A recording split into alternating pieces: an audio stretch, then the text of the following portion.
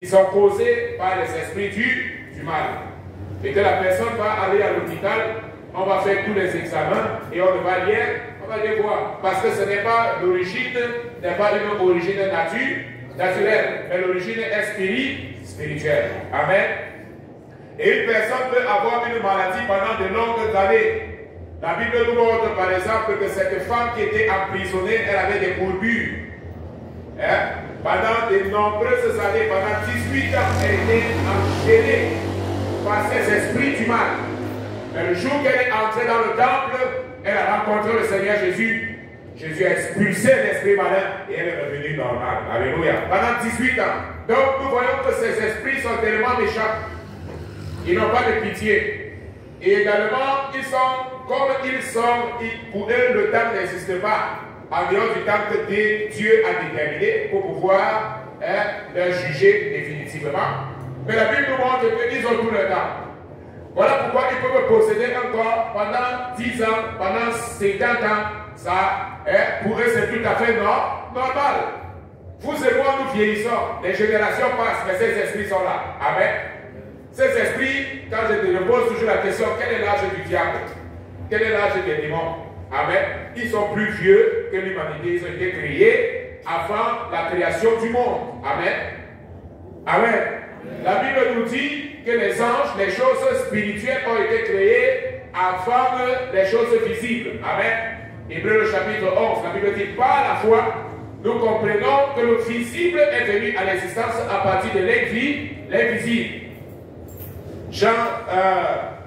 Genèse au chapitre 1, verset 1, la Bible nous dit aussi, au commencement, Dieu créa il créa l'air et là. Donc l'ordre c'est d'abord le ciel et ensuite la terre. Donc Dieu a d'abord créé le spirituel avant de créer le visible. Donc il faut prêter très bien attention de ce que nous disons. Amen. Donc ces esprits-là existent avant nous. Ils existent avant l'humanité. Ils existent depuis la chute d'Adam. Amen. Et ils sont là, ils ont tout le temps.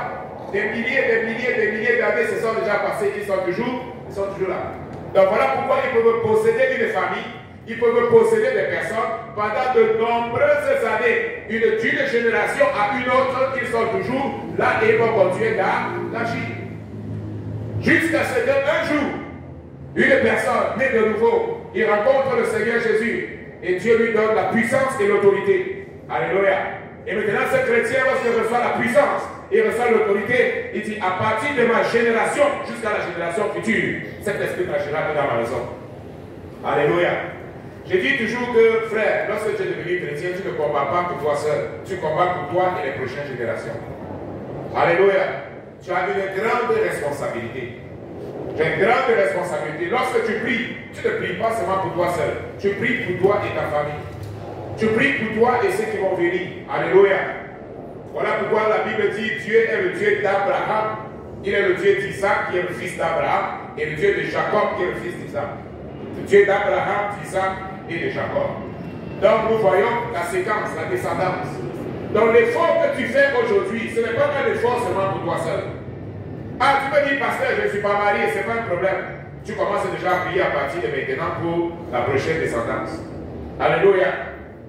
Parce que si tu es béni, ta descendance également doit être bénie. Mais maintenant, si tu ne te lèves pas comme un guerrier pour résister à toute cette domination du malin, les prochaines générations vont souffrir la même chose. Si tu ne chasses pas cette maladie maintenant, si c'est d'origine spirituelle, tu ne chasses pas ça maintenant, cela va se répercuter dans les prochaines générations. Ils peuvent causer les maladies, ils causent la domination, ils peuvent posséder des gens. Nous avons vu des cas de possession. Et je fais la différence entre l'influence des esprits malins et la possession démoniaque. C'est deux choses différentes. Amen. Le chrétien peut être influencé par un esprit malin, mais un chrétien de nouveau ne peut pas être possédé par un esprit malin. Amen. Il n'y a pas de chrétien possédé, ça n'existe pas. Possédé, ça veut dire que la personne est contrôlée, totalement contrôlée par l'esprit malin. Un chrétien né de nouveau, il est contrôlé par le Saint-Esprit. Amen. Et il peut être sous l'influence du malin. Comme nous avons vu Pierre. Pierre a été sous l'influence du diable. Voilà pourquoi, à un certain moment donné, lorsque le Seigneur Jésus voulait aller mourir, qui était la volonté du Père, Pierre a dit non, Seigneur, ne le fais pas. Et qu'est-ce que Dieu a dit? Arrière de moi ça, Satan. À ce moment, Pierre s'est laissé influencer par le diable. Mais il n'a pas été possédé par le diable. Nous voyons par exemple le cas de Judas. Le cas de Judas était différent. La Bible dit, et le diable entra en lui. Le diable est entré, il a possédé. Amen. Donc les esprits peuvent posséder. Ils induisent à l'idolâtrie. Nous avons déjà parlé de cela. Les esprits malins induisent également à l'idolâtrie. Derrière toute idolâtrie, il faut penser, il y a toujours des esprits malins qui conduisent à cela. Et vous voyez, parce que quoi? Pourquoi? Parce que l'adoration est le centre du ciel. Amen. C'est l'activité principale du ciel. Amen. Donc voilà pourquoi l'une des activités de l'ennemi, c'est de pouvoir conduire les hommes, non pas à adorer Dieu, mais à adorer soit les hommes ou adorer les images qui sont les démons, qui sont les esprits du malin. Amen. Combien de personnes comprennent ce que je dis? Amen. Gloire à Dieu. Donc, Dieu, lorsque le Seigneur Jésus a été tenté, qu'est-ce que le diable lui a proposé? Alléluia. Si tu te prosternes et si tu m'adores, je te donnerai toutes ces choses que tu es en train de voir. Et le Seigneur Jésus lui a dit, tu adoreras seulement l'Éternel. Amen. Tu adoreras seulement l'Éternel. L'adoration est rendue uniquement à Dieu. Mais qu'est-ce que les esprits du malin aiment faire? C'est de pouvoir conduire les hommes à adorer des images. Alléluia. Je vous disais, par exemple, en Inde, il y a des millions et des millions de dieux. Pratiquement tout est Dieu. Hein? L'arbre est Dieu. Les animaux sont des dieux. Les serpents sont des dieux. Les singes sont les dieux. Les éléphants sont les dieux. La panthère, c'est Dieu. Donc, les bœufs sont les dieux. Vous voyez, un bœuf entre chez toi, mais tu ne peux pas le chasser. Une vache, par exemple, entre dans ta maison, mais tu ne peux pas le chasser parce que c'est un dieu. Les souris sont les dieux.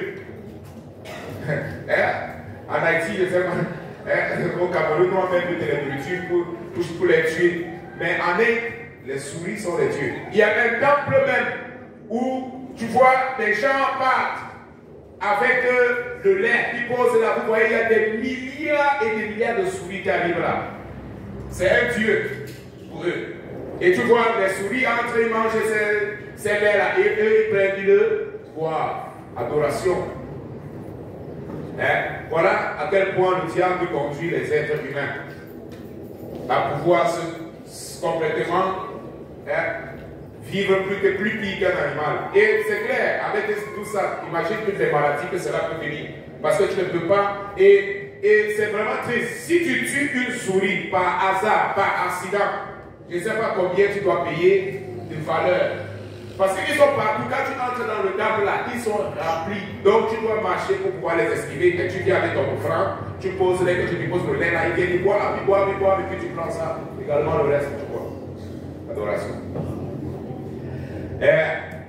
Donc, celui qui a connu Jésus, c'est pour la liberté que Christ nous a affranchis. Galates chapitre 5. Alléluia.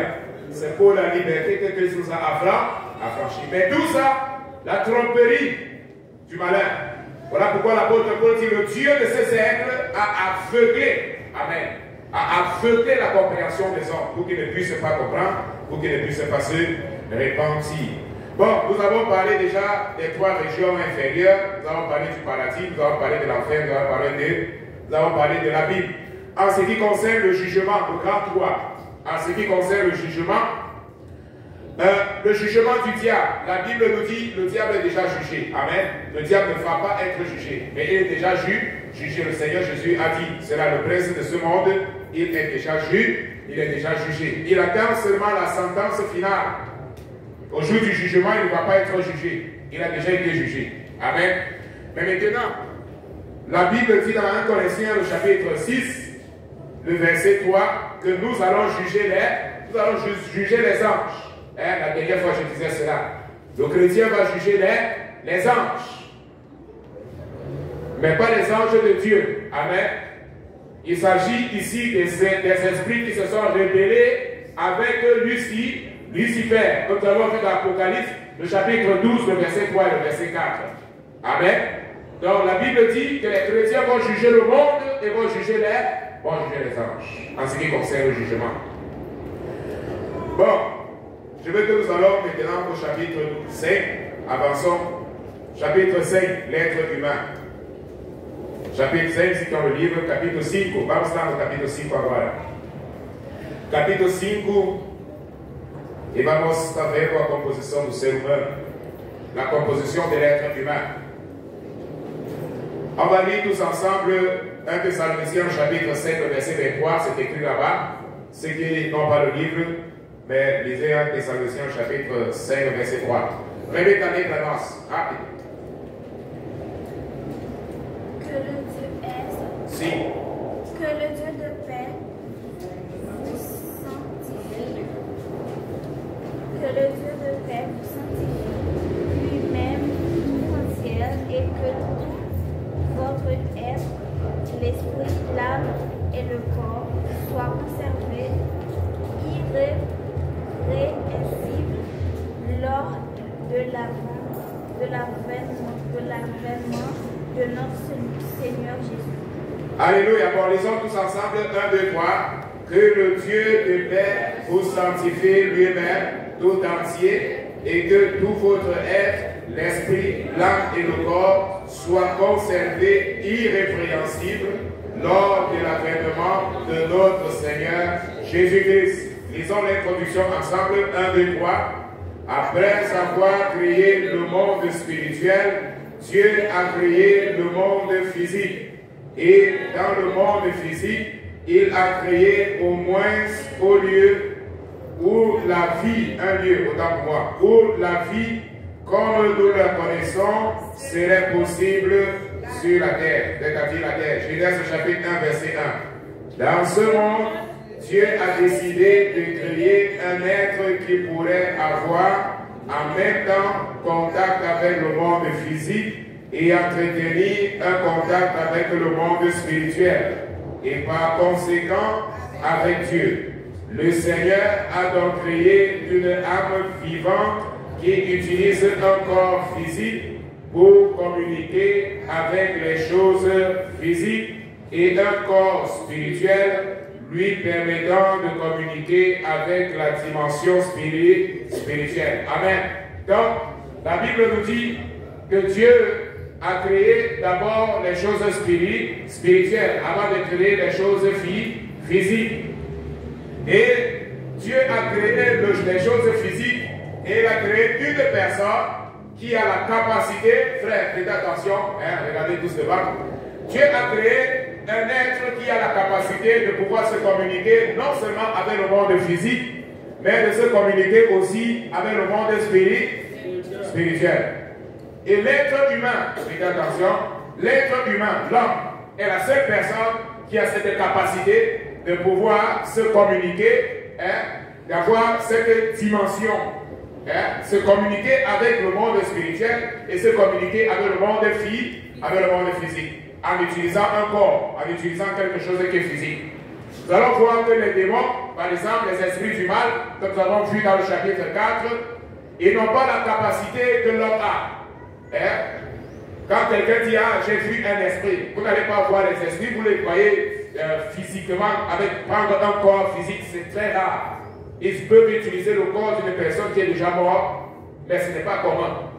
Donc, parce que quoi? Comme le nom le dit, ce sont les esprits. Ils appartiennent à la classe des esprits. Mais l'homme est unique, qui a cette capacité de se communiquer avec le monde physique, en étant visible, amen, et se communiquer avec le monde spirituel, parce qu'il a reçu aussi un élément spirituel. Donc c'est fondamental que nous puissions comprendre. Le corps physique, voyons ici là, le corps physique.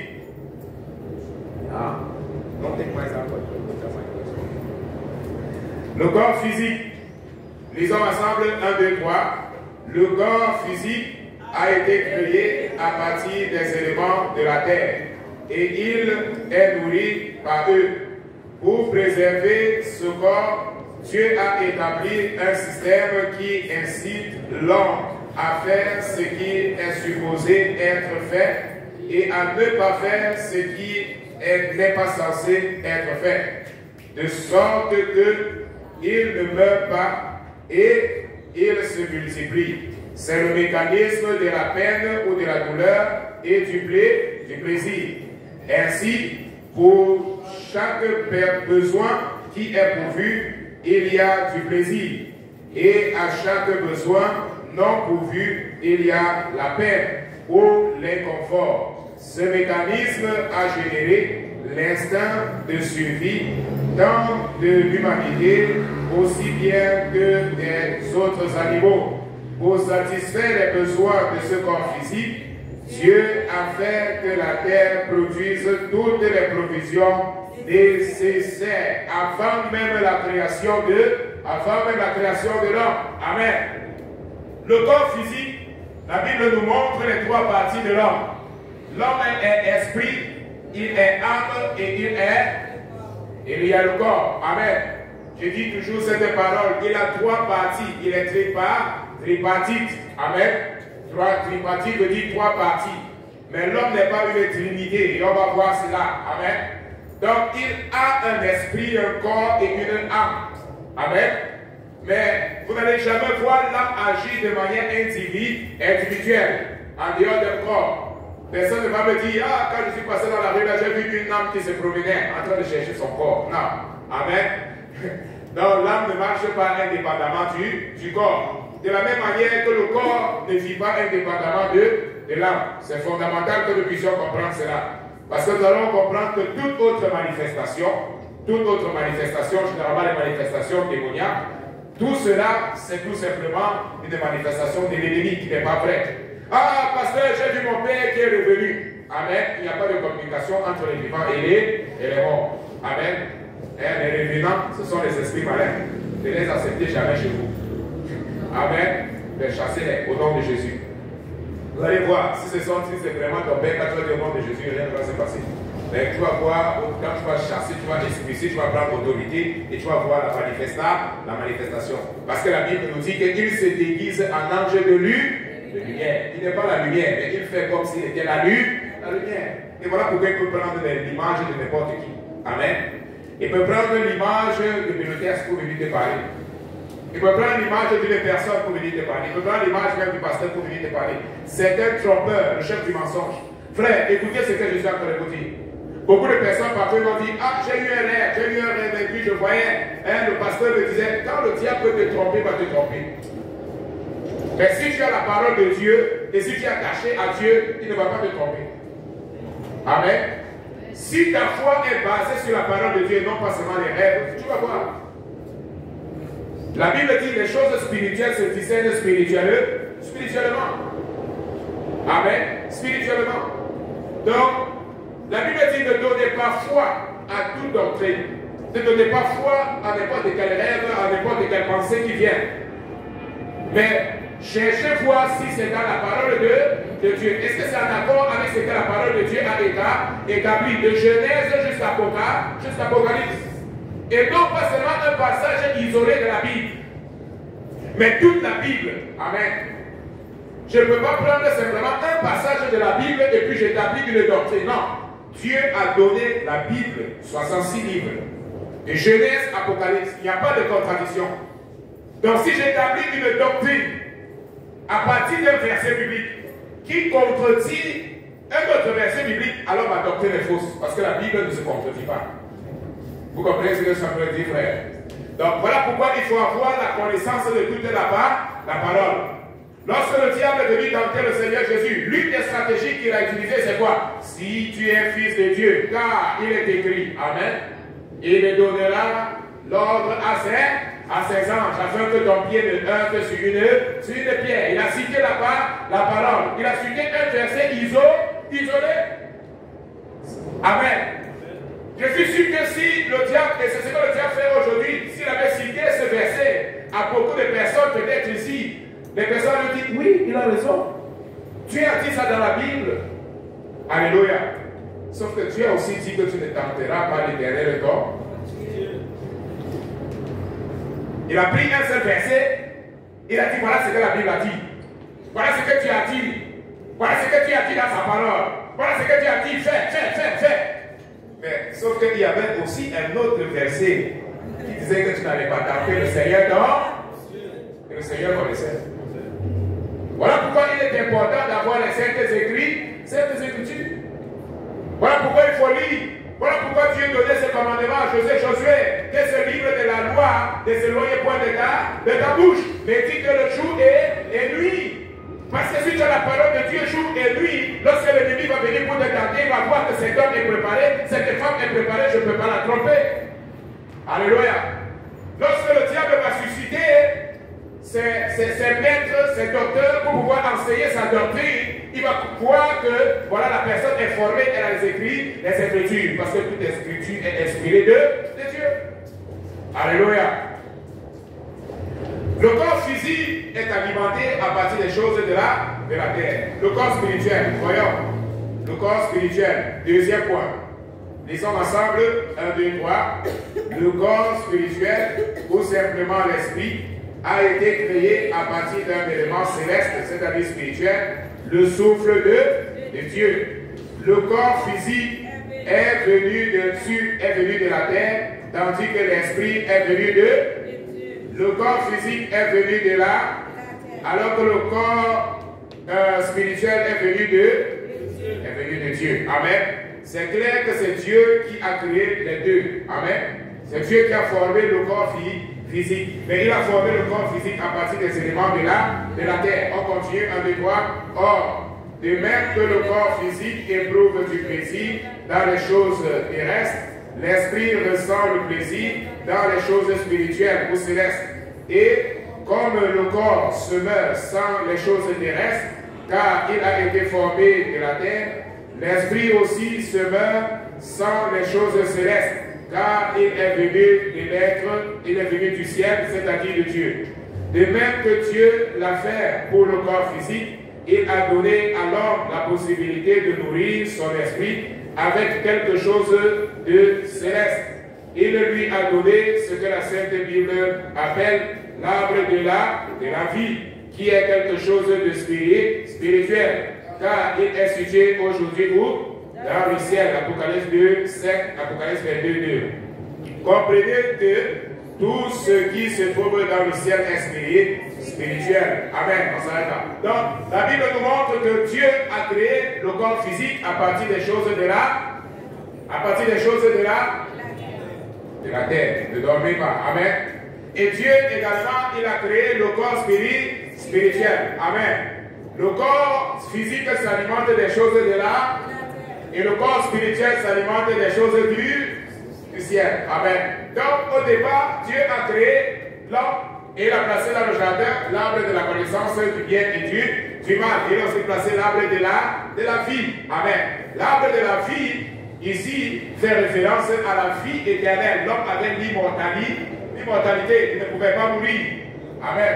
Il ne pouvait pas mourir parce qu'il s'alimentait de l'arbre de la vie.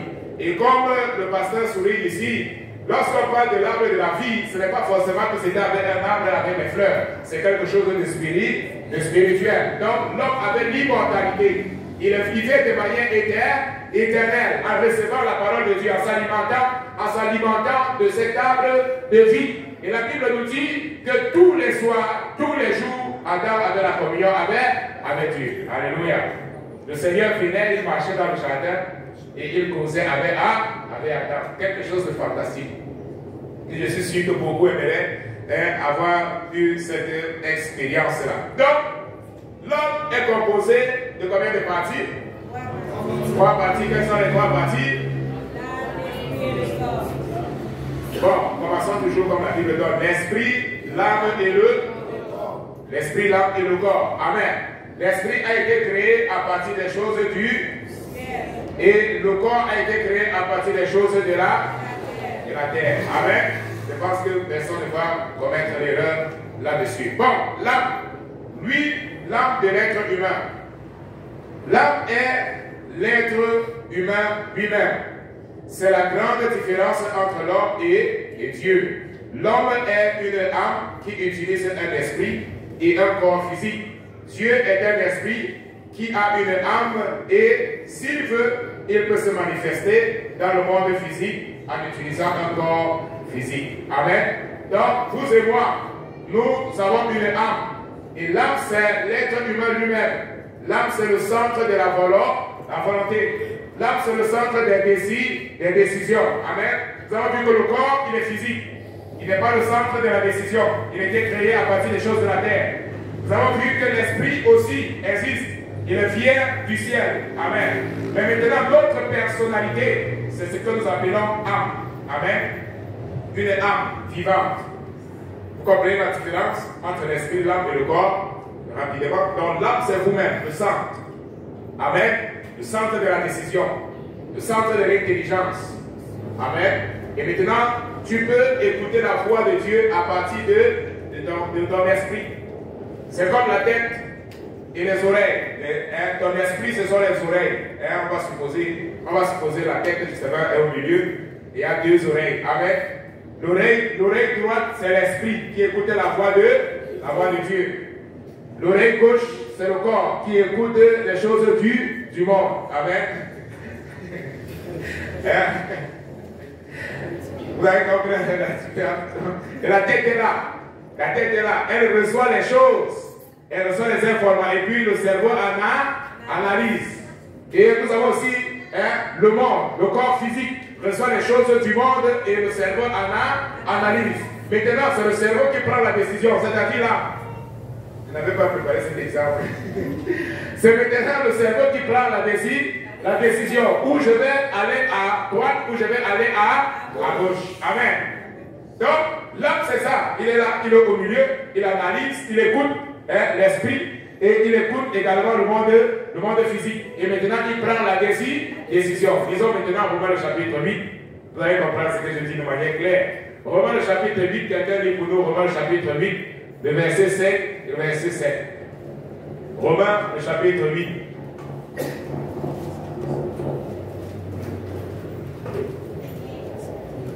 Romains le chapitre 8, quelqu'un qui a trouvé de lire à haute voix. Romains le chapitre 8. Ça les sommes joints dans le c'est un seul bagage qui dans tête yo. C'est exigence quoi, mais monde qui vivent d'après l'esprit bon Dieu, c'est un seul bagage qui dans tête yo, c'est exigence l'esprit. Lis le verset 6, continue. Les qui ont exigence quoi pour dans tête yo, c'est mourir ou pour mourir. Mais les qui ont exigence l'esprit pour dans tête yo, c'est vivre ou vivre à cœur posé. Bon, la Bible nous dit en fait que qu'est-ce qui se passe dans cette bataille entre l'esprit et la chair. Et nous allons voir d'ici peu, quand on parle de la chair, on ne fait pas allusion forcément au corps, mais on parle de ce désir effréné, c'est-à-dire un désir sans frein, un désir insatiable qu'une personne peut avoir dans la limite de la satisfaction d'un besoin naturel que Dieu a établi. Amen. Donc, dans cette bataille, l'être humain, l'homme est au milieu. Un frère Jimmy, l'homme est au milieu. Et c'est l'homme qui doit prendre la décision. La Bible dit, l'affection de la chair conduit à quoi? Conduit à quoi? Conduit à quoi? À la mort. Alors que l'affection de l'esprit conduit à quoi? À la vie. Amen. Donc, bien que c'est Dieu qui a créé le corps, amen, Dieu a placé les limites au corps physique pour pouvoir s'alimenter. Mais lorsque la personne entre dans des désirs effrénés et insatiables, cela conduit à la mort. Alors que celui qui écoute la voix de l'esprit, la voix de Dieu, alors il va vivre, il va recevoir la vie de la part de Dieu. L'âme de Dieu, quelle est la différence? Quand Dieu a parlé de son âme dans Lévitique, le chapitre 26 au verset 11, il parle de sa personnalité, de sa qualité d'être individuel ou individualisé, autonome, pensant et émotionnel. Dieu n'est pas seulement une force active, comme beaucoup de personnes pensent. Cependant, Dieu n'est pas une âme créée. Amen. Dieu est autosuffisant. Il n'est pas une âme qui a été créée. Amen. Donc, lorsque la Bible parle de l'âme de Dieu, Dieu La Bible est en train de parler de la personnalité de Dieu. Comme un être qui a une personnalité, qui peut prendre les décisions. Amen. Amen. Gloire à Dieu. Voilà. Bon, soyez avec moi, frère. Donc, voyons le grand 2. Quelle est la différence fondamentale entre Dieu et l'être humain? Le premier point. L'homme est une âme vivante, tandis que le Christ est un esprit vivifiant. Quelqu'un lit là 1 Corinthiens, le chapitre 15, le verset 45. Lisons tous ensemble. Je sais que vous avez ça dans le livre. Si quelqu'un n'a pas, tu peux ouvrir ta Bible dans 1 Corinthiens, le chapitre 15, le verset 45. Vous avez trouvé, vous êtes à la page. Ceux qui n'ont pas le livre, on peut ouvrir et on lit ensemble 1 Corinthiens, le chapitre 15, le verset 45. Amen. Trouvez. On lit ensemble dans 1, 2, 3. C'est pourquoi il est écrit, le premier homme, Adam, devint une âme vivante, le dernier Adam est devenu un esprit vivifiant. Amen. Donc, le premier Adam est devenu une âme vivante, alors que le dernier est un esprit vivifiant. Quelle est la différence fondamentale? Une âme vivante n'a pas une vie en elle-même. Amen. Elle a reçu la vie. L'homme ne s'est pas créé lui-même, mais il a été créé. Alors que Christ, il a la vie en lui-même. Amen. Voilà pourquoi la Bible dit un esprit vivifiant. C'est-à-dire qu'il donne la vie. Il dit, je suis venu afin que vous ayez la vie et la vie en abondance. Amen. Donc, Christ, il vivifie, il donne la vie, il se manifeste, il transforme les vies. Amen. Alors que l'homme, il a été créé, il a une âme, et il a reçu également un esprit de la part de Dieu. Amen. Voyons le deuxième point. L'homme n'est pas une trinité. Amen. L'homme n'est pas une trinité. Bon. Quelle est la différence également à notre point fondamental? Je fais juste le commentaire ici, et puis nous allons passer au grand point. Dieu est, nous avons déjà vu, esprit. Quoi d'autre? Dieu le Père. Dieu, il est trinitaire. Il est Dieu le Fils. Ah bon, je pensais que vous étiez en train de dormir. Ok. Donc Dieu, quand il dit Dieu est quoi? Les gens disent esprit, âme et corps. Et quand j'allais vous demander quel homme est quoi, vous allez donc dire que Père, Fils et Saint-Esprit. Alléluia, le contraire. Donc, Dieu, il se manifeste de trois manières. Comme le Père, comme le Fils et comme le Saint-Esprit. Et les trois personnes sont individuelles. Amen. Les trois personnes se manifestent de manière distincte. Le Père agit, le Fils agit et le Saint-Esprit agit. Mais tous sont en accord, avec une seule volonté. Est-ce que vous comprenez, frère? Une seule volonté. Amen. Donc il n'y a pas de lutte, comme je dis toujours, il n'y a pas de lutte entre le Père, le Fils et le Saint-Esprit. Ce que le Père veut, c'est ce que le Fils veut. Amen. Ce que le Fils veut, c'est ce que le Saint-Esprit veut. Voilà pourquoi dans Jean chapitre 14, le chapitre 16, le Saint-Esprit dit, je m'en vais et je vous enverrai un autre consolateur. Amen. Un autre consolateur. Et la parole autre signifie de la même nature, c'est-à-dire la nature divine. Amen. Et lorsqu'il viendra, il convaincra l'homme de péché, de jugement et de justice. Amen. Lorsque le Saint-Esprit est venu, il n'est pas venu pour faire sa propre volonté. Il est venu pour faire la volonté qui a été déjà établie, alléluia, avant la création du monde. La seule volonté qui est la volonté de Dieu, le Dieu trinitaire, qui est Père, Fils et Saint-Esprit. Amen. Mais l'homme, il est composé de trois parties. Nous avons déjà vu l'esprit, l'âme et le corps. L'esprit ne peut pas agir de manière individuelle. L'âme ne peut pas agir de manière individuelle. Et le corps aussi ne peut pas agir de manière individuelle. Pour que l'âme agisse, elle a besoin d'être dans un corps. Amen. Elle a besoin d'être dans un corps pour pouvoir opérer, pour pouvoir se manifester, pour pouvoir agir. Amen. Lorsque le corps meurt, l'âme retourne l'esprit retourne à Dieu et c'est l'âme qui est jugée. Voilà pourquoi la Bible dit, l'âme qui péchera sera condamnée. Amen. Gloire à Dieu. Amen. Les personnes comprennent. Amen. Dis à celui qui est à ton côté, est-ce que tu as compris? Est-ce que tu peux m'expliquer? Demande-lui, est-ce que tu peux m'expliquer? Bon, explique-la alors. Alléluia. Il faut expliquer, frère, ne dormez pas. Expliquer. L'école biblique, c'est cela qu'on puisse apprendre quelque chose. Donc avant de rentrer à la maison, il faut que tu puisses être capable de pouvoir expliquer. Amen. Bon, d'ici que nous allons avoir la phase pratique. Comme ça, vous allez parler à celui qui est à ton côté, tu vas lui demander, tu vas lui dire ce que tu as compris de la leçon. Amen. Grand 3, structure de l'âme. À la page 38, la structure de l'âme. La génération de l'âme. Voyons, lisons le premier paragraphe ensemble. Je suis dans le grand 3, premier point, la génération de l'âme. Lisons ensemble le premier paragraphe. 1, 2, 3. L'âme est générée en chaque être humain qui naît. Elle est unique, individuelle et personnalisée à chaque homme. Chaque âme est nouvelle. Elle n'a jamais habité un autre corps, ni physique, ni spirituel. Et après son passage sur la terre, elle fera face au jugement de. Elle fera face au jugement de.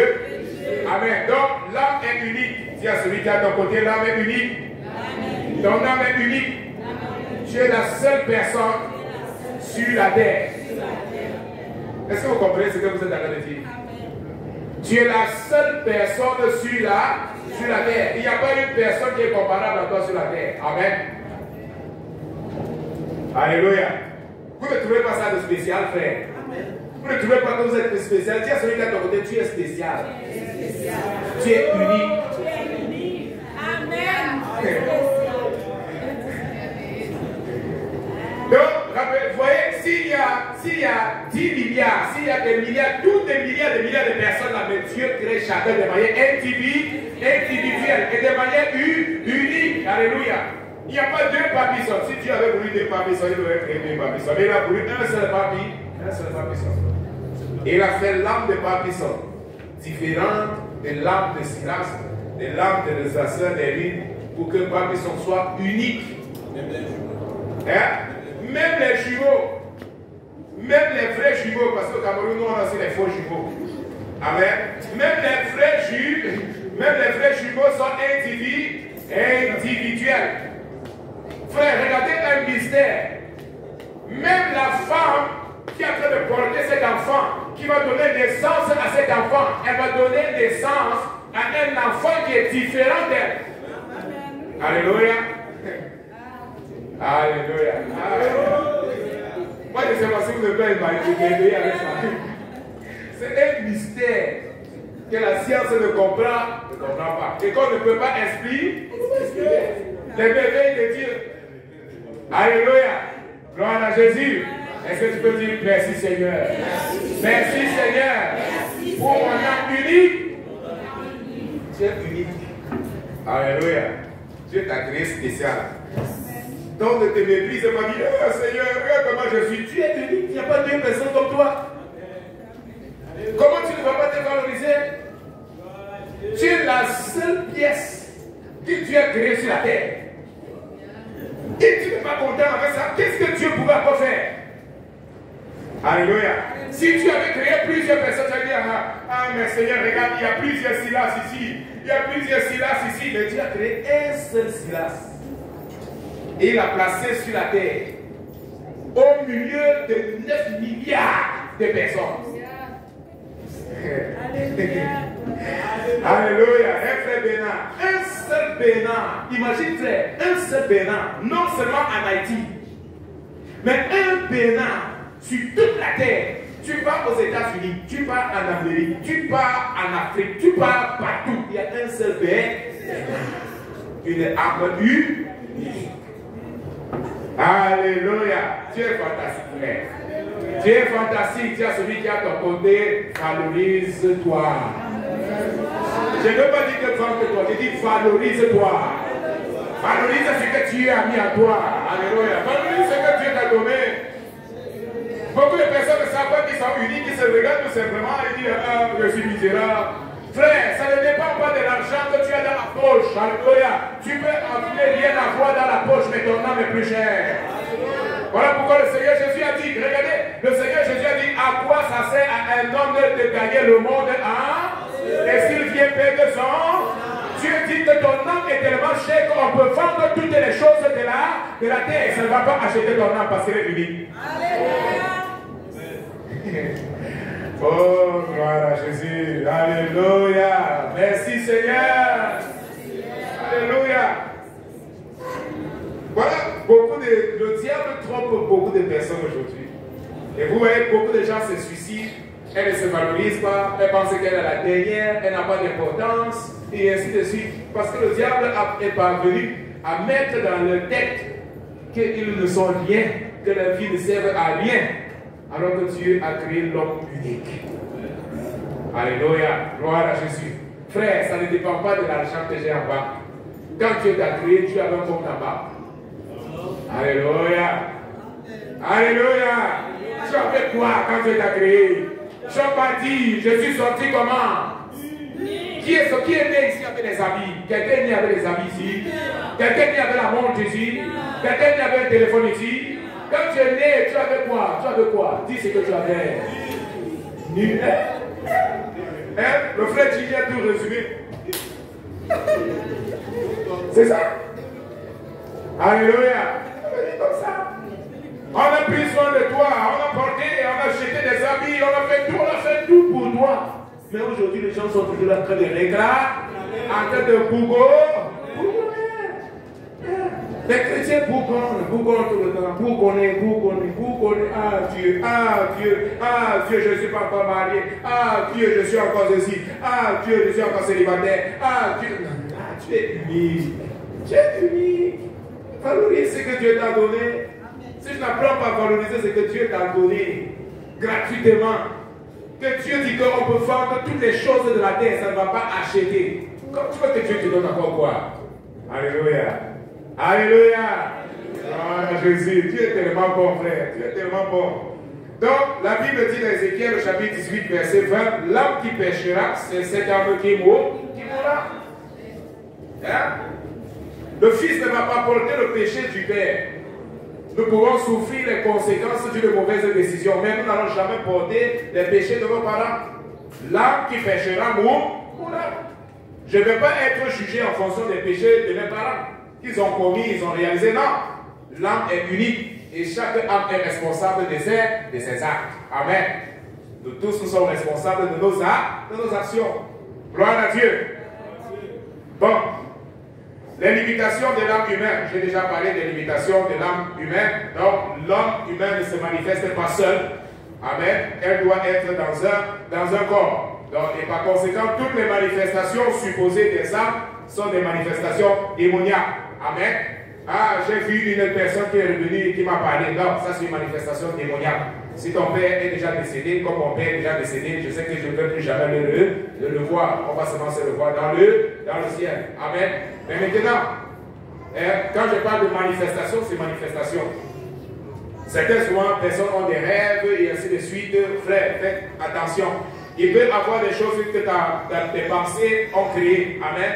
Que tu étais attaché à une personne, tu aimais cette personne et la personne est morte. Amen.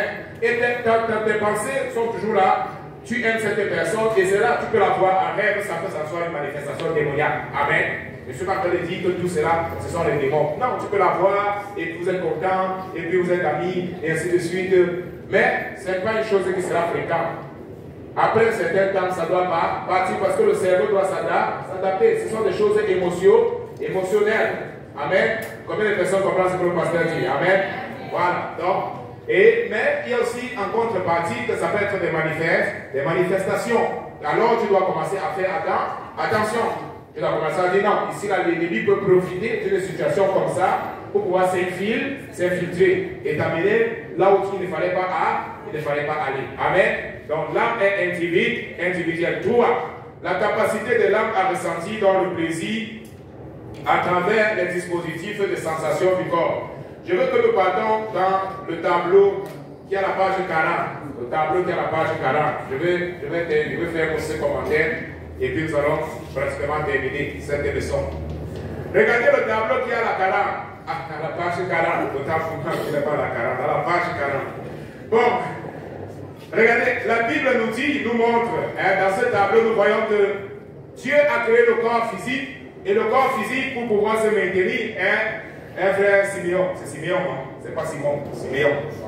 Voilà. Donc, le frère Siméon, Dieu a créé le frère Siméon, lui a donné un corps, lui a donné une âme, lui a donné un esprit. Mais pour que ce corps soit en vie, se maintient, elle doit s'alimenter. Elle a besoin de la nourriture, de la nourriture. Elle a besoin de la banane frite. Alléluia. Elle a besoin des cuisses de poulet rôti. Alléluia. Elle a besoin du féjon. Alléluia. Elle a besoin des vitamines. Elle a besoin de boules douces. Je vois que pour les gens n'aiment pas boules douces, mais moi j'ai boules douces. Je vais aussi créer avec boules douces. Alléluia. Ma mère, elle faisait à la maison, on ne pouvait pas passer une semaine sans boules douces. Boules douces, là, c'est la farine de mil, maïs, tamisé. On tourne. Ah, boules douces. Je me rappelle de boules douces. Mais je n'avais plus à manger ça ici, boules douces au Brésil. Ça fait il y a plus de 6 ans. Et Dieu qui me semble tu dis boules douces. Hein? Avec le lait. Vous mettez le lait. Nous, on ne mettait même pas le lait. Et puis, on mangeait ça avec Vous connaissez le gombo? Le gombo. Aïe, aïe, aïe. Le gombo avec la viande. Boule douce avec sauce gombo. Ah, c'est reconnu. Tu sais bien ça. Ah, tu as épousé mes femmes. Elle s'est fait boule douce avec sauce gombo. Cameroun, dans la région de l'Ouest, si une femme ne connaît pas faire, elle ne va pas se marier. Parce que l'homme qui mange ça, c'est pas. Alléluia. Boule douce avec sauce combo. Alléluia. Ça. Bon, laissez la nourriture. Donc, mais le corps physique a besoin de boule douce, a besoin de la sauce combo, a besoin de la viande. Alléluia. Du plantain. Alléluia. Et tout le monde est d'accord que si on ne s'alimentait pas, si on n'alimente pas le corps, qu'est-ce qui va se passer? Qu'est-ce qui va se passer? Il va mourir, il va s'affaiblir, il va mourir. Il a besoin de la nourriture. Mais, je vous ai donné l'exemple tout à l'heure, que nous n'avons pas seulement un corps physique, mais on a aussi un corps spirituel. Donc, Dieu aussi a préparé pour le douce spirituel. Alléluia. Dieu a préparé aussi des aliments spirituels, pour le douce spirituel, plantain spirituel. Alléluia. Et tout ça, bien aimé, il y a tellement de menus. Dieu n'est pas pauvre. Amen. Dieu a des aliments variés, très très bons. Lorsque vous entrez ici, alléluia, ce n'est pas seulement un menu. Dieu a préparé des morceaux de viande. Vous allez trouver des morceaux de viande. Vous allez trouver des morceaux de poulet. Vous allez trouver beaucoup de choses. Tout cela, c'est spirituel. Mais vous avez besoin de manger. Vous avez besoin d'alimenter également le corps physique et le corps spirituel. Alléluia. Voilà pourquoi l'apôtre Pierre, l'apôtre Paul, il disait quoi? Ma grâce est dessus. Le Seigneur dit à Paul, ma grâce est dessus. Parce que ma puissance s'accomplit dans la faiblesse. Donc l'apôtre Paul arrivait à un moment donné de sa vie qu'il préférait plutôt, alléluia, les choses spirituelles que les choses visibles. Alléluia. Quelque chose de fantastique. Et c'est ce qui se passe, frère, lorsque nous jeûnons, qu'est-ce qui se passe? Nous mortifions notre chair. Et nous facilitons notre esprit de pouvoir s'alimenter des choses spirituelles. Voilà pourquoi il est important le jeûne. Parce que le jeûne fait en sorte que tes oreilles spirituelles se connectent maintenant à Dieu. Alléluia. Tu es connecté à Dieu. Tu as la communion avec Dieu. Et lorsque tu entres dans sa parole, tu trouves boule douce. Tu trouves de la bonne viande. Tu trouves de tous les aliments que tu as besoin. Arrose, féchon. Tu vas là-bas, tu dis, ah Seigneur, aujourd'hui, qu'est-ce que tu as pour toi? Voilà pourquoi la Bible nous dit. Et quand nous devons prier, nous devons dire quoi? Seigneur, donne-nous aujourd'hui notre pain de ce jour. Beaucoup de gens pensent seulement que c'est la nourriture. Non. Amen. Le pain qu'il est en train de parler, Jésus a dit quoi? Je suis le pain qui est descendu du. Donc lorsque nous prions, qu'est-ce que nous disons? Donne-nous le pain de ce jour. Alléluia. Donne-nous le pain qui est ici, Seigneur. Et tu ouvres là, Dieu te donne un pain. Il te donne arrose. Il te donne pigeon. Tu vas chercher, tu continues. Il te donne poule douce. Il te donne, alléluia, la viande. Tu dis, je ne sais pas, ça vous arrive pas souvent. Lorsque tu médites la parole, tu dis, ah Seigneur, regarde une révélation fantastique. Tu es dans ta chambre, tu dis, alléluia. Les gens disent, mais c'est qu'est-ce qui s'est passé? Tu dis, alléluia. C'est quoi frère? Qu'est-ce que tu as gagné l'argent? Non, non. Je viens de découvrir un merveilleux plat. Alléluia. Hein?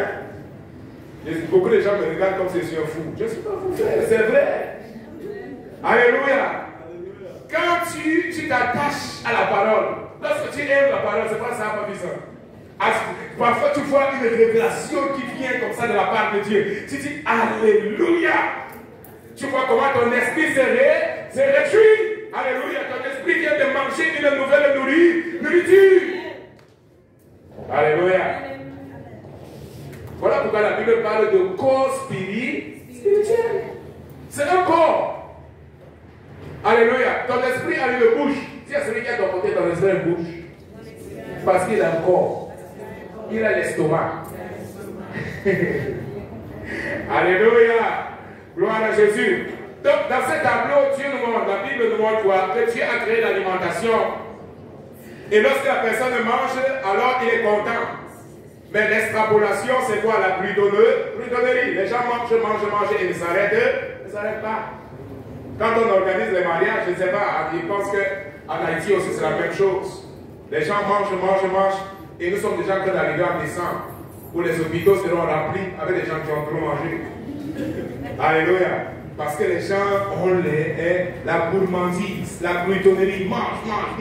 Ils passent ici, ils voient poule douce, ils mangent. Ils passent là-bas, ils voient poulet, ils mangent. Ils passent là-bas, ils voient la viande, ils mangent. Il envoie se mettre la poêle. Ils pensent que son estomac, c'est un conteneur. Alors que c'est un espace limité. Alléluia.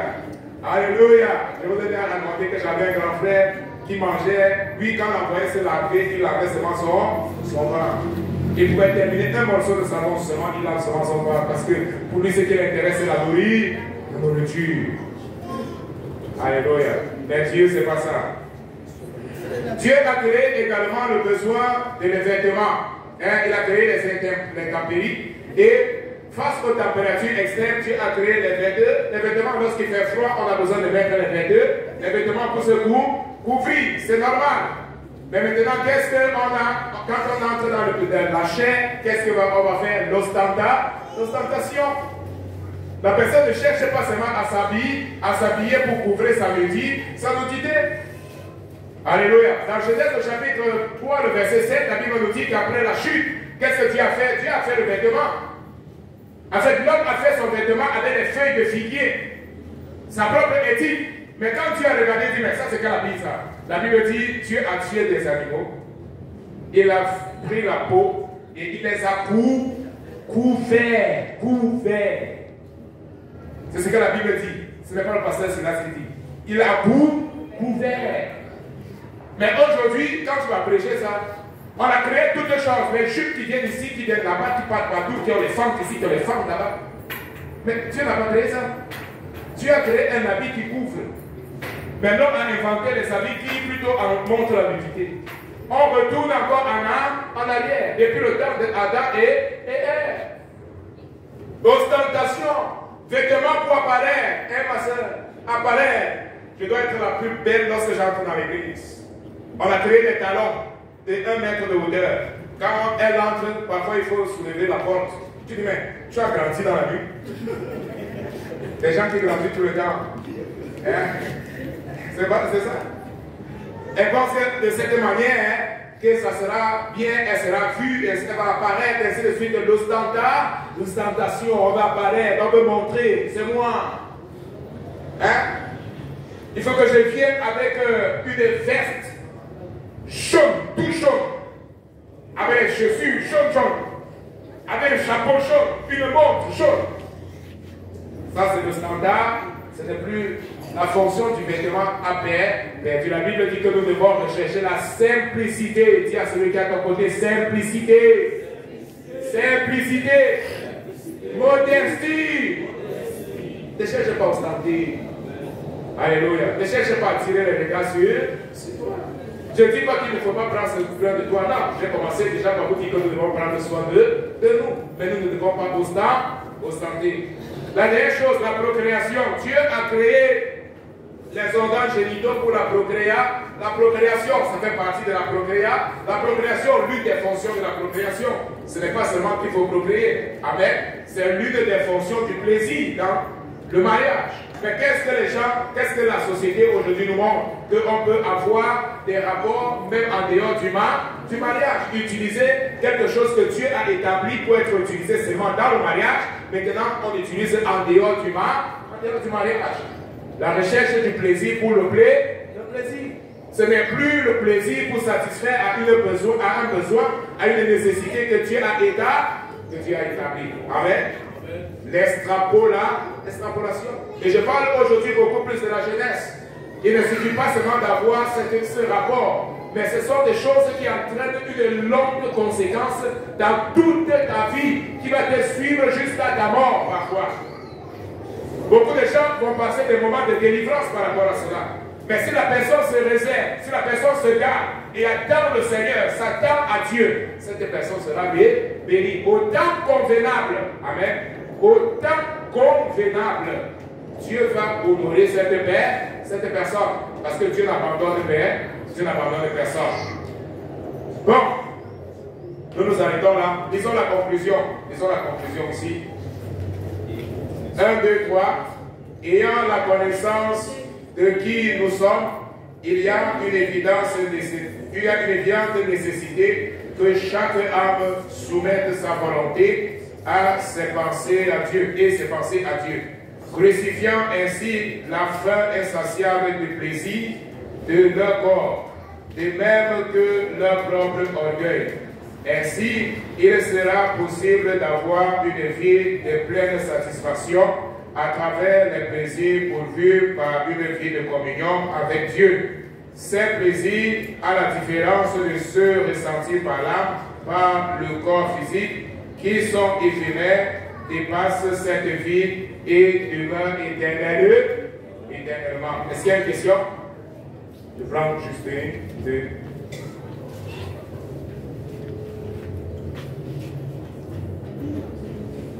Alors, vous avez révélé que le corps est né à partir des choses de la terre et l'esprit est né à partir des choses des cieux.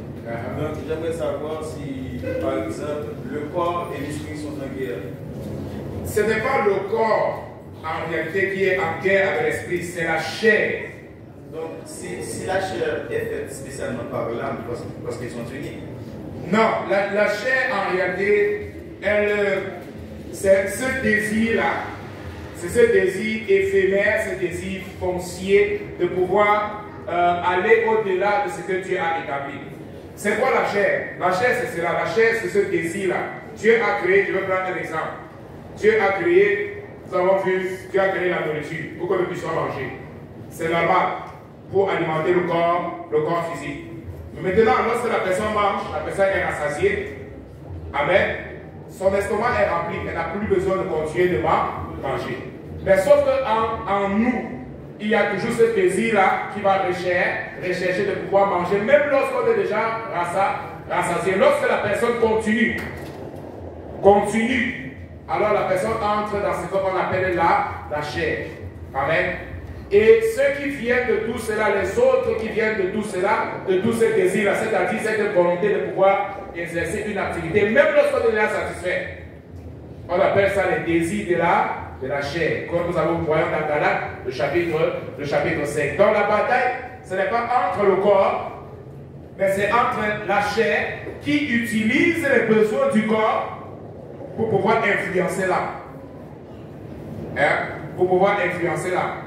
Bon, la tendance naturelle, comme je dis, c'est toujours l'âme qui est au milieu qui doit décider. Soit de pouvoir s'incliner à ce besoin irréel. À ce besoin irréel qui apparaît.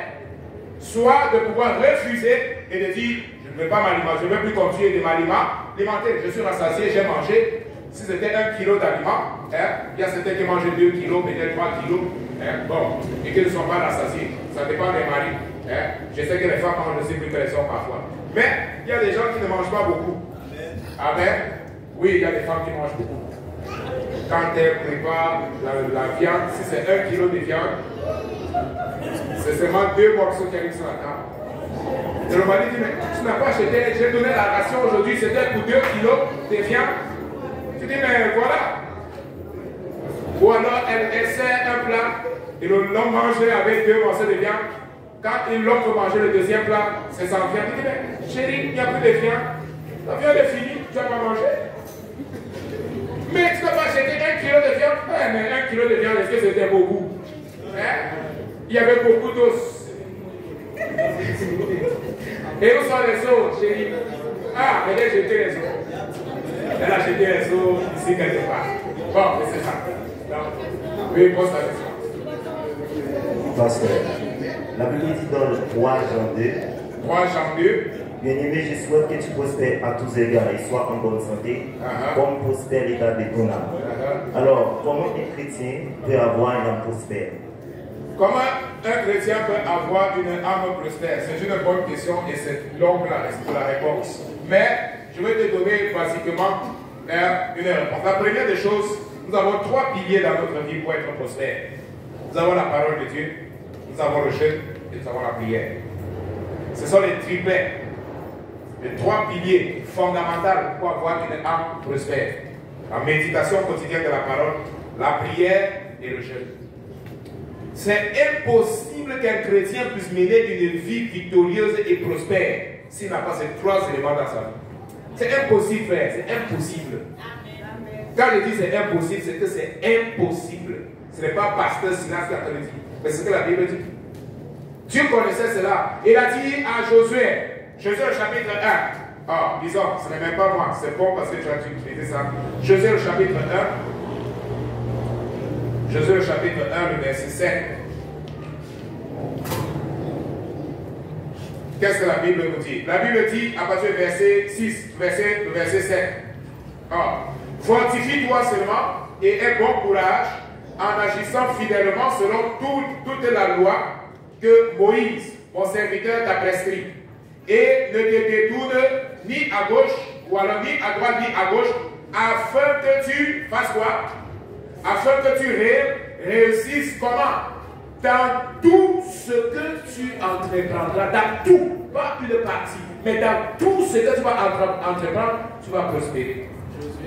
Alléluia. Voilà la clé. Mais nous avons la clé, mais qu'est-ce que nous faisons avec la clé? Alléluia. Et le verset 8 continue. Que ce livre de la loi ne s'éloigne point de ta bouche. Et dites-le comment? Jour et afin que tu agisses, afin d'agir fidèlement selon tout ce qui est fait. Car, voilà la conséquence. Car c'est alors que tu auras quoi? Tu auras du succès dans tes ans. C'est alors que tu réussis. Dans 2 versets bibliques, Dieu nous dit, tu peux prospérer, très pas besoin. J'ai 3 choses pour toi. Il y a cette parole, attache-toi à elle. Médite-la jour et nuit. Ne sors pas de ta maison, frère. Ne sors pas de ta maison, ma soeur. Je sais que tu travailles, tu es un bon père de famille, tu veux alimenter ta maison. Frère, je suis en train de prier de lundi jusqu'à vendredi très souvent. Et je ne sais pas combien de personnes accompagnent des prières de 30 minutes. Mais dans mes prières, je dis toujours, Seigneur, donne la capacité aux frères et aux sœurs de comprendre qu'il y a la nourriture physique et il y a la nourriture spirituelle. Tu ne peux pas tout simplement t'intéresser à la nourriture physique et abandonner ta famille, elle meurt spirituellement. Amen. L'esprit doit être alimenté. Et comment est-ce que l'esprit s'alimente? Et le mère se lève le matin, elle prépare la nourriture. Elle fait beaucoup de choses. Amen. Elle fait beaucoup de choses pour ses enfants.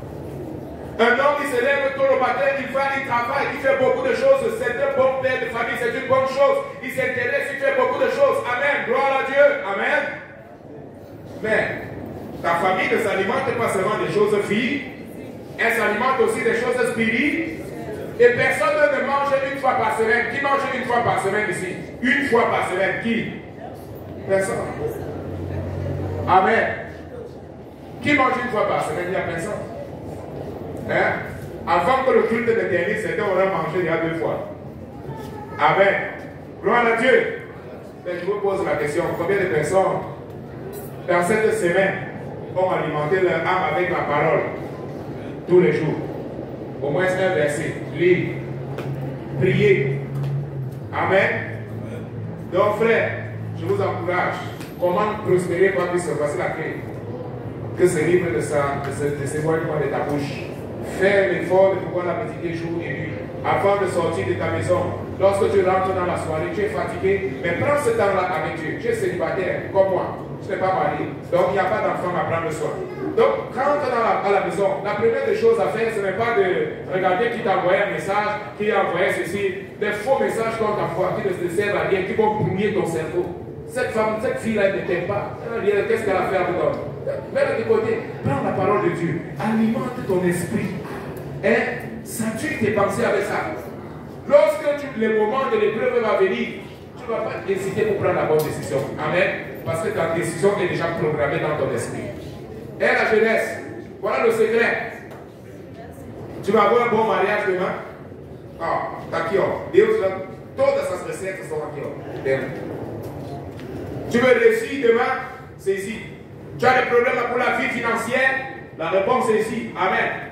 Toutes les bénédictions, nous avons dans la parole de Dieu. Comment prospérer financièrement? Dieu a déjà donné la réponse. Amen.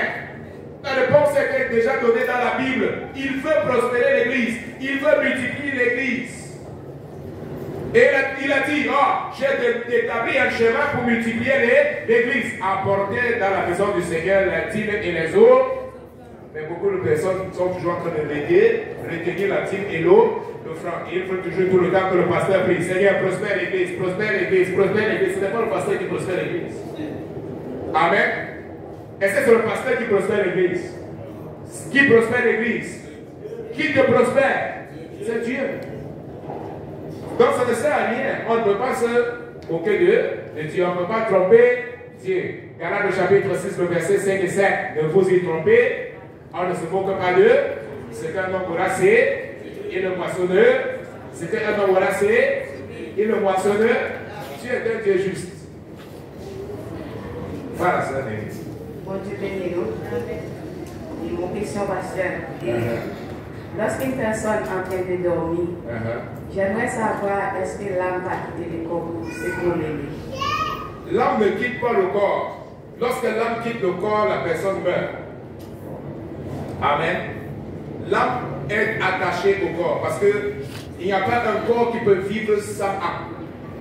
Et lorsque on dort, on n'est pas mort. Est-ce que vous comprenez ce que j'ai envie de dire? Lorsque une personne dort, elle respire encore. Oui ou non? Si la personne ne respire plus, elle meurt. Amen. Donc si je suis encore en train de respirer, ça veut dire que mon âme est là. Lorsque je vais mourir, mon âme ne sera plus là. C'est seulement le corps qui va rester. Donc lorsque je dors, mon âme ne quitte pas. Mon âme est là. Mes pensées maintenant peuvent voyager et tout ça. Hein? Mais ça, c'est le cerveau qui crée tout ça. Ce n'est pas que mes pensées ont voyagé. Est-ce que vous comprenez la différence? Toutes les informations sont là. Ah, je me suis retrouvé en Haïti. Mais ce n'est pas que tu es allé en Haïti. Est-ce que tu es allé en Haïti? Non, tu es là, tu es couché là. Ton cerveau a créé l'image de Haïti. Amen. Moi, je dors tout le temps et je vois le Cameroun, je vois ma mère, je vois ceci. Mais est-ce que je suis là-bas? Je ne suis pas là-bas. Mais pourquoi? Parce que j'ai grandi au Cameroun. Je suis né au Cameroun. Amen. C'est là où c'est un endroit où je connais. Et maintenant, quand je dors, c'est normal que ça peut revenir. Si j'ai vraiment besoin, je voulais voir ma mère, je voulais. Le cerveau fait quoi? Il crée cette image et tu vois ta mère parce que tu as vécu avec ta mère. Mais tu es là, ton âme ne se détache pas. Si ton âme, si l'esprit se détache, le microphone s'enfuit. C'est là que sont les pieds.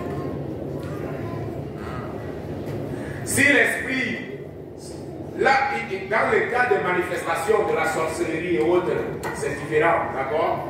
Ce sont les sorciers qui peuvent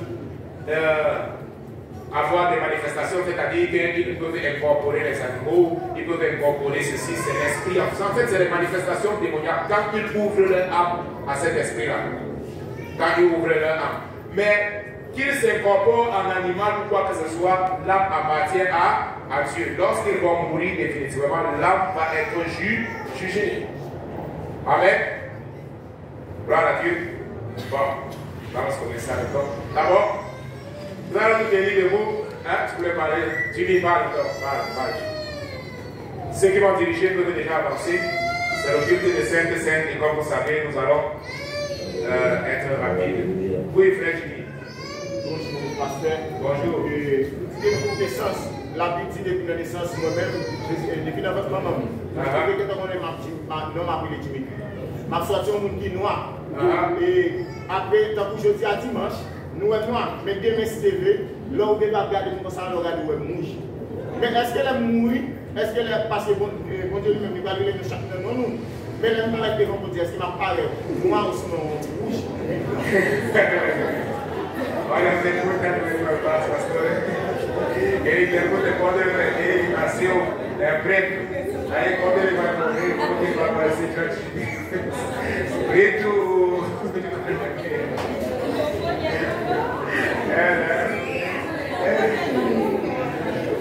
Frère, la Bible dit que nous allons recevoir un corps glorieux. Amen. Un corps glorifié. Amen. Au ciel, il n'y a pas de noir, il n'y a pas de blanc. Nous tous allons recevoir un corps glorieux. Il n'y a pas d'homme et il n'y a pas de femme. Hommes et femmes se trouvent sur la terre. Voilà pourquoi le Seigneur Jésus dit que le mariage, là, au ciel, il n'y a pas de mariage. Même si tu aimes ta femme, tu l'aimes. Au ciel, il n'y a pas de mariage. La seule chose, Dieu a créé le mariage pour la terre. Amen. Parce qu'au ciel, nous allons être mariés à Jésus. Alléluia. Gloire à Dieu. Il y a un seul mariage au ciel. Donc tu vas apparaître comme nous tous. Mais on va pouvoir reconnaître que voilà le frère Jimmy. Tu vas pouvoir reconnaître. Ah, le frère Siméon. Ah, Saint-Marie. Alléluia. Tu es arrivé. Alléluia. Cela a valu la paix. Alléluia. Donc voilà. Mais la Bible nous dit qu'à celui qui fait, vaincra. Amen. L'apôtre Paul dit dans 2 Timothée, le chapitre 4, j'ai combattu le bon corps. J'ai gardé la foi. Et maintenant la couronne m'est réservée. Amen. Bon, donc garde ta couleur naturelle. Amen. Tu n'as pas besoin de changer ta peau pour pouvoir arriver au ciel. Hein? Au contraire, si tu changes ta peau, tu as encore dit Dieu, tu as fait l'erreur. Et je doute que tu puisses arriver au ciel. Amen. Parce que Dieu t'a donné quelque chose de nature. Alors dis merci à Dieu. Alléluia. Dieu t'a créé unique. Je dis toujours que nous sommes des personnes uniques. Si Dieu voulait que tu sois blanche, il allait te créer blanche. Amen. Il a fait que tu naisses dans une famille, je ne sais pas moi, peut-être des Italiens, et toi d'être là-bas. Amen. Mais Dieu a vu que non, j'ai besoin que cette aimée. Il a fait un plan. Il dit non, celle-ci, elle doit naître en Asie. Ses parents doivent être, je ne sais pas qui est qui. Et puis après un temps d'être au Brésil, elle doit être comme ça. Et les peuples haïtiens sont noirs. Je veux qu'elle puisse avoir cette beauté, cette clarité noire qui est un goût agréable. Et quand elle va rencontrer un homme appelé Monsieur Aimé, il va s'appassionner, il va l'aimer, il va la chérir, il va la mener au Brésil, il va lui promettre de bonnes choses et une nouvelle voiture. Alléluia. Et cela s'est réalisé. Alléluia. Elle n'a pas besoin de changer son corps, de changer quoi que ce soit. Pas du tout. Elle reste avec sa beauté nature. Bon, nous allons nous tenir debout, frère. Sinon, on ne va pas. On va pas se donner 5 minutes.